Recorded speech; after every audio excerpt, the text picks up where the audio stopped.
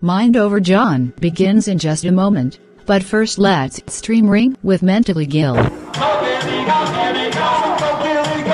Ah, my bar mitzvah.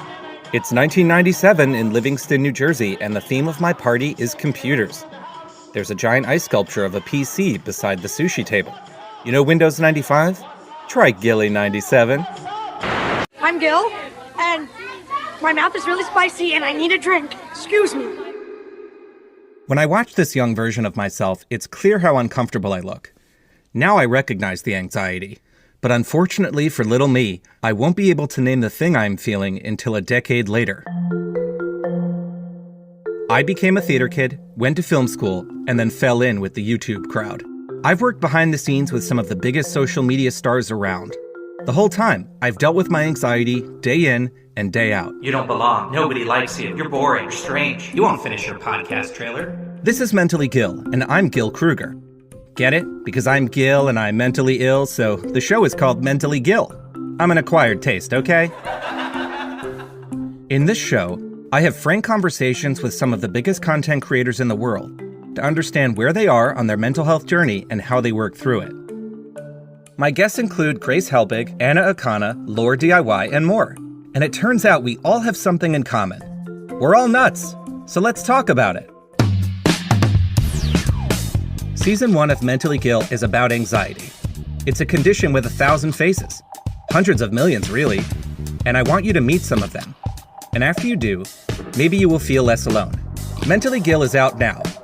Listen for Little Gill. Chapter 12, in which Phileas Fogg and his companions venture across the Indian forests, and what ensued. In order to shorten the journey, the guide passed to the left of the line where the railway was still in process of being built. This line, owing to the capricious turnings of the Vindhya Mountains, did not pursue a straight course. The Parsi, who was quite familiar with the roads and paths in the district, declared that they would gain 20 miles by striking directly through the forest. Phileas Fogg and Sir Francis Cromarty, plunged to the neck in the peculiar howdahs provided for them, were horribly jostled by the swift trotting of the elephant, spurred on as he was by the skillful Parsi, but they endured the discomfort with true British phlegm, talking little, and scarcely able to catch a glimpse of each other. As for Passepartout, who was mounted on the beast's back, and received the direct force of each concussion as he trod along, he was very careful, in accordance with his master's advice, to keep his tongue from between his teeth, as it would otherwise have been bitten off short. The worthy fellow bounced from the elephant's neck to his rump, and vaulted like a clown on a spring-board, yet he laughed in the midst of his bouncing, and from time to time took a piece of sugar out of his pocket, and inserted it in Cooney's trunk, who received it without in the least slackening his regular trot. After 2 hours the guide stopped the elephant, and gave him an hour for rest, during which Cooney, after quenching his thirst at a neighboring spring, set to devouring the branches and shrubs round about him. Neither Sir Francis nor Mr. Fogg regretted the delay, and both descended with a feeling of relief. "Why, he's made of iron," exclaimed the general, gazing admiringly on Cooney. "The forged iron," replied Passepartout, as he set about preparing a hasty breakfast. At noon the Parsi gave the signal of departure. The country soon presented a very savage aspect. Copses of dates and dwarf palms succeeded the dense forests, then vast, dry plains, dotted with scanty shrubs, and sown with great blocks of syenite. All this portion of Bundelkund, which is little frequented by travelers, is inhabited by a fanatical population, hardened in the most horrible practices of the Hindu faith. The English have not been able to secure complete dominion over this territory, which is subjected to the influence of Rajas, whom it is almost impossible to reach in their inaccessible mountain fastnesses. The travelers several times saw bands of ferocious Indians, who, when they perceived the elephant striding across country, made angry and threatening motions. The Parsi avoided them as much as possible. Few animals were observed on the route. Even the monkeys hurried from their path with contortions and grimaces which convulsed Passepartout with laughter. In the midst of his gaiety, however, one thought troubled the worthy servant. What would Mr. Fogg do with the elephant when he got to Allahabad? Would he carry him on with him? Impossible. The cost of transporting him would make him ruinously expensive. Would he sell him, or set him free?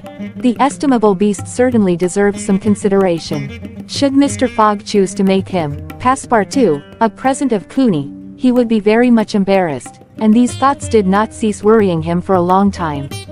The principal chain of the Vindhyas was crossed by 8 in the evening, and another halt was made on the northern slope, in a ruined bungalow. They had gone nearly 25 miles that day, and an equal distance still separated them from the station of Allahabad. The night was cold. The Parsi lit a fire in the bungalow with a few dry branches, and the warmth was very grateful. Provisions purchased at Colby sufficed for supper, and the travelers ate ravenously. The conversation, beginning with a few disconnected phrases, soon gave place to loud and steady snores. The guide watched Cooney, who slept standing, bolstering himself against the trunk of a large tree.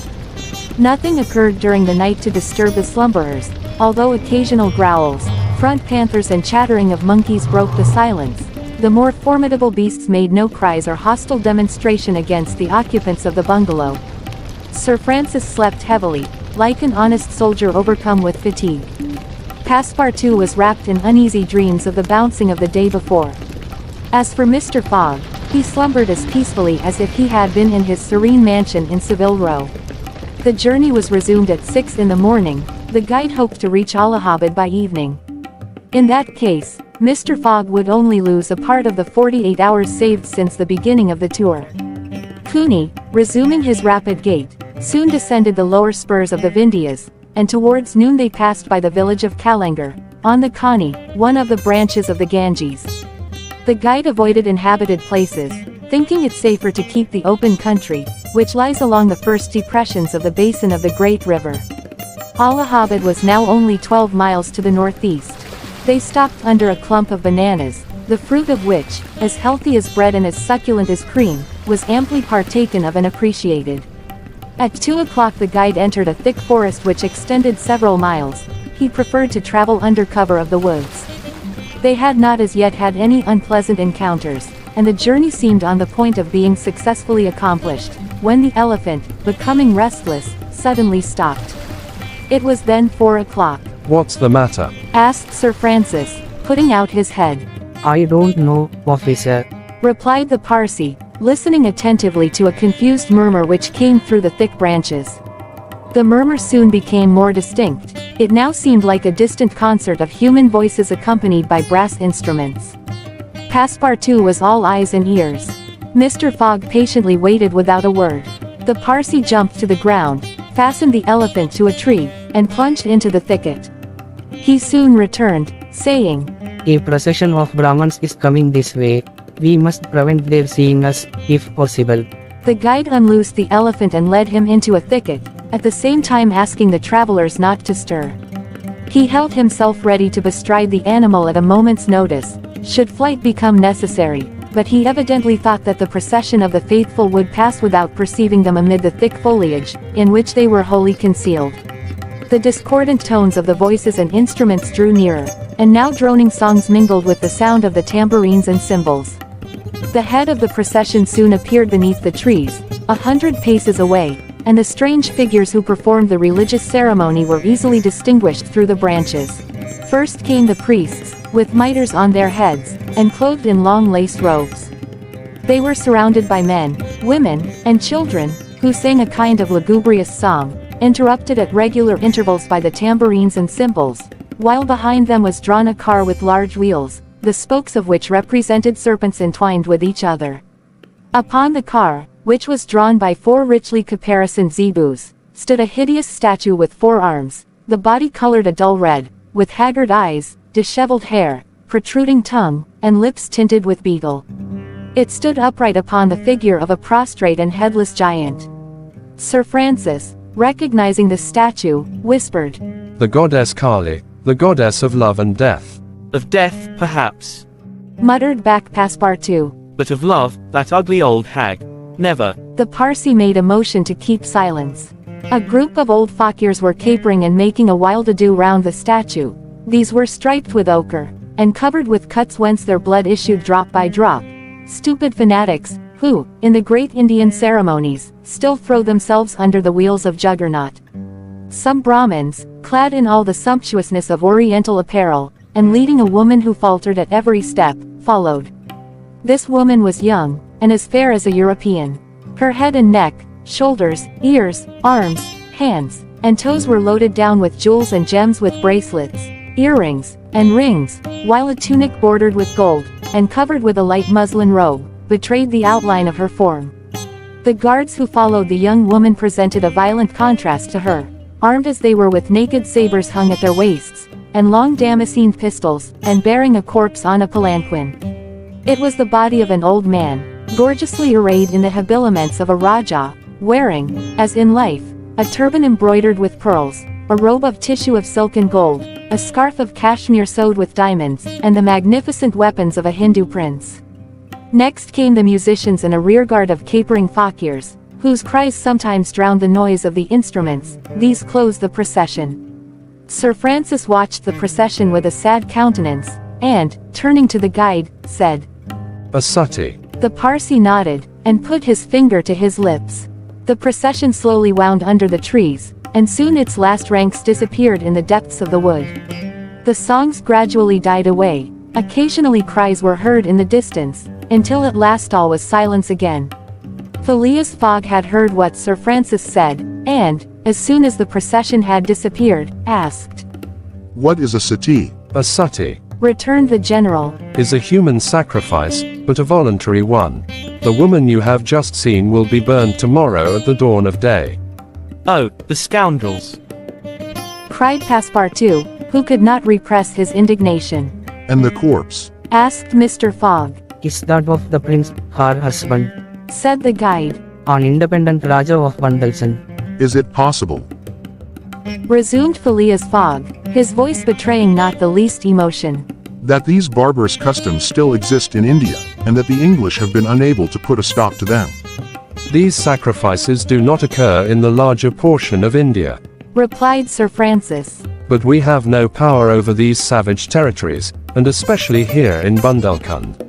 The whole district north of the Vindhyas is the theatre of incessant murders and pillage. The poor wretch! Exclaimed Passepartout. To be burned alive. Yes, Returned Sir Francis. burned alive, and, if she were not, you cannot conceive what treatment she would be obliged to submit to from her relatives. They would shave off her hair, feed her on a scanty allowance of rice, treat her with contempt.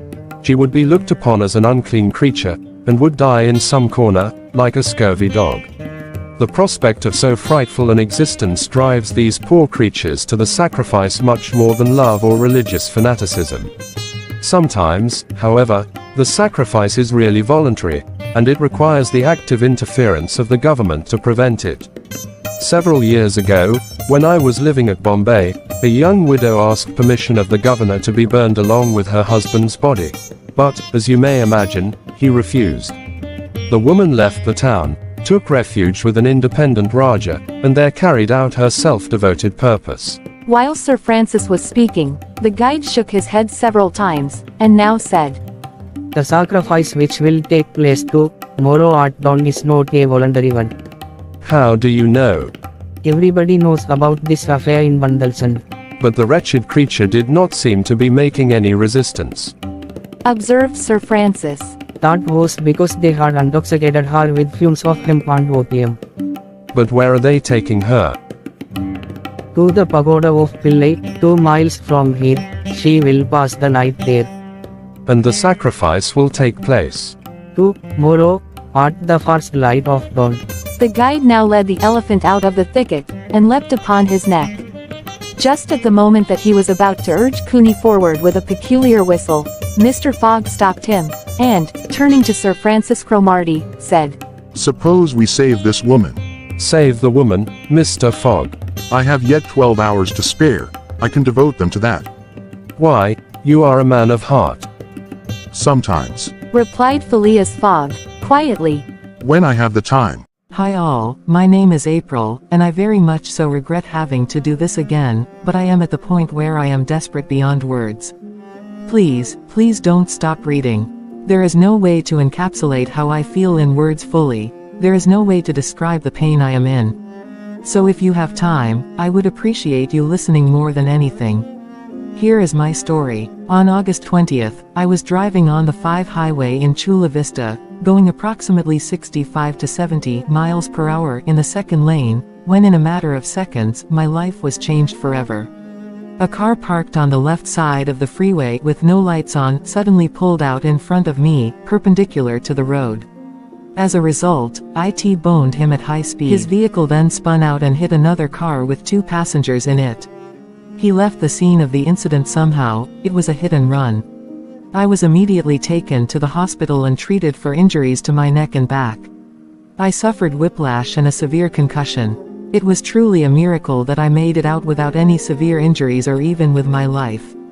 If I had turned the steering wheel even just a little bit, I would not be here typing this. This incident has taken a massive toll on me, and I already struggle with panic disorder and an unspecified mood disorder which exasperates how I am able to deal with this situation. The accident has left me with trauma that will sit with me for the rest of my life. The police did little to nothing. They didn't even go after him after the accident occurred. There is no criminal investigation into this man. There is no justice. Fortunately, the other vehicle had a dash cam and got his license plate number, so I was able to get his information. This man has multiple convictions for DUI and weapons charges. Driving under the influence is clearly a pattern for him, and now that he knows he can get away with it, he will most definitely do it again. I am doing everything in my power to ensure this happens to no one else, but there isn't much I can do. An innocent person could potentially die if this man isn't stopped. His insurance company eventually accepted liability, but I just learned that I will get very little money from it. The small amount of compensation will be split between the third party he hit and me, and then the 33% of what I get will go to my attorney. My mother does not make very much money, and my father does not want to support me financially in any way. I see GoFundMe as my only option at this point. So I am relying on the kindness of others to help me navigate this devastating situation. I worked as a delivery driver then, so both my car and job was taken from me in a blink of an eye. I have spent over $1,000 on Ubers, just trying to get to school. I received this money from the kind people that donated to my previous GoFundMe, but it is running out, and I still have no source of income. I rarely see my family or friends as I can't afford to visit them. I desperately need physical therapy, but again, I can't afford to get to the appointments, which are typically 3 times a week. On top of all that, I'm taking 5 classes, and the stress of this situation makes it extremely difficult for me to focus or sometimes even compose myself at school. I ran out of class today because of a panic attack. This money will allow me to get to school without spending over $30 every time, and I will be able to get the medical attention that I need. I can see my family and get food and other necessities. If you've read this far, I am beyond thankful for you listening to me and my story. Please consider helping if you are able. Even just sharing this would mean the absolute world to me. I am so sorry. I absolutely hate asking others for help with things like this, but I really am stuck right now. I don't see any other way out. I relapsed into self-harm because of this situation and had very dark thoughts I cannot go into further. Please, consider or share. I'm sorry and from the bottom of my heart. Thank you. Thank you, April, for sharing your story with us. Here on Mind Over John, we are breaking barriers of storytelling. I want you to also understand this version was spaced. Please share. And that's exactly what we did. If you would like to know more about April, the link to her GoFundMe is included in the description of this podcast and can also be found on mindoverjohn.com/podlinks. Special thanks to Mentally Gill and April for the launch of Stream Ring, a featurette built into mindoverjohn.com. Thank you for support, and we'll return next week in Chapter 13 of Around the World in 80 Days.